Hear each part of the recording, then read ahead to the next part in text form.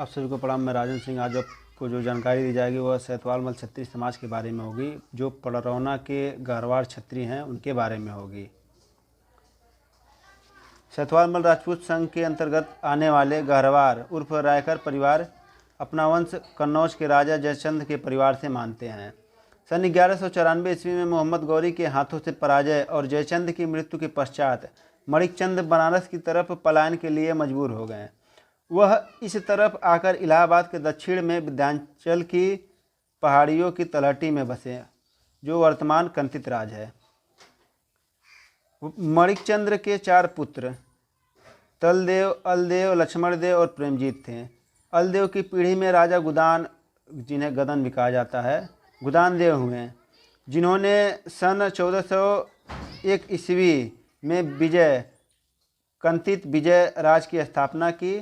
गुदान देव के वंशजों ने इलाहाबाद, मांडा और दया रियासतों पर भी राज किया। गुदान देव की पीढ़ी में दादू राय हुए, जिन्होंने कंतित पर राज किया। दादू राय बहुत ही प्रसिद्ध थे और कजली, जो कजरी लोकगीत है, उन्हीं से संबंध है। सन 1564 ईस्वी में अली कुली खान, जमान और बहादुर खान के हाथों दादू राय मारे गए। रानी ने सती कर लिया। समूचे प्रदेश पर खान भाइयों ने खूब अत्याचार किया। अधिकतर क्षत्रिय परिवार तबाह हो गए और बहुतों ने परिवार सहित नज़दीकी जंगलों में शरण ले लिया। सन 1567 ईस्वी में अकबर ने दोनों खान भाइयों को मार दादू राय पुत्र शक्ति सिंह को कंतित राज बनाया, वहाँ का राजा बनाया। इन सबके बीच छोटे जो पुत्र थे भूपाल राय, उनको उनके फुफ्फा माधवमल मधुबन लेकर आ गए। उम्र बढ़ने पर भूपाल राय ने जो है वो सेना में भर्ती हो गए। उनकी बहादुरी को देखते हुए उन्हें राय की उपाधि मिली। अब राय भूपाल राय जो है वो तोपखाने के अधिकारी हो गए थे। जल्द ही उनके साथ 50 जो थे उनके करीबी इकट्ठा हो गए और इन सभी लोगों को राजा भीममल ने मझौली सेना में शामिल कर लिया और इस समूह ने मझौली को उनके दुश्मनों के खिलाफ जीत दिलाई। इसी से प्रसन्न होकर मझौली राजा ने समूह के मुखिया थे भूपाल राय को 5 गांव की जमींदारी दे दी। उस समय सिधुआ जोबना पर मकवानी राजाओं का राज था। भूपाल राय ने उन्हें हरा कर सिधुआ जोबना को मिला एक छोटी सी रियासत की नींव डाली। यह घटना 1580 से 1590 ईस्वी के बीच का है। सैयद नजीम रजा रिजवी ने भूपाल राय का समय 1650 ईस्वी के आसपास बताया, जो कि भूपाल राय सन 1681 ईस्वी में रहें।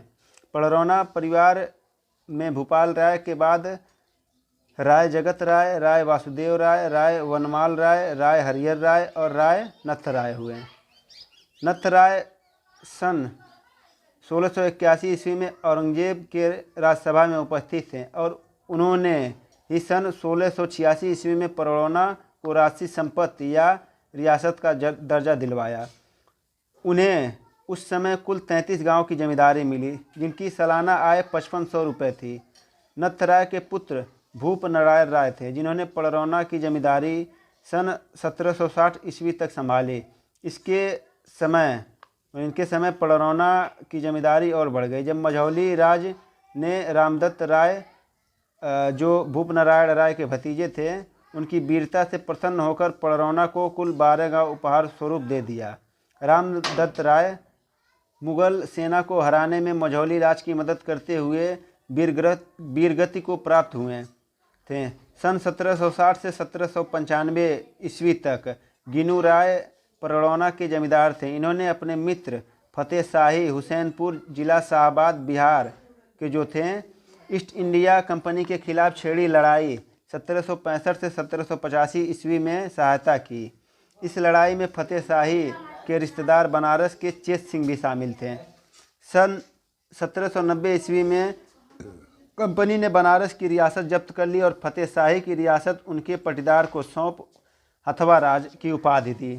फतेह शाही ने बांके जोगिन के जंगलों में एक नई रियासत की नींव डाली, जो वर्तमान में तमकुही के नाम से जाना जाता है। चूँकि गोरखपुर के नवाब अधिकतर क्षेत्र में आता था, गोरखपुर जो है नवाब के अधिकतर क्षेत्र में आता था, ईस्ट इंडिया कंपनी पड़रौना के रियासत के खिलाफ कुछ नहीं कर पाई। कंपनी के दस्तावेजों में जालिम सिंह, गिनू नारायण, जिन्हें गेहनू राय भी कहा जाता था, पृथ्वीपाल सिंह और फतेह शाही को उन्मुख जमींदारों के रूप में दर्ज किया है जिन्होंने विद्रोह में सक्रिय भूमिका निभाई है। गिनू नारायण राय के बाद पड़रौना की जमींदारी उनके दो भाइयों राम नारायण राय और मेहरबान राय के बीच बट गई। धन्यवाद।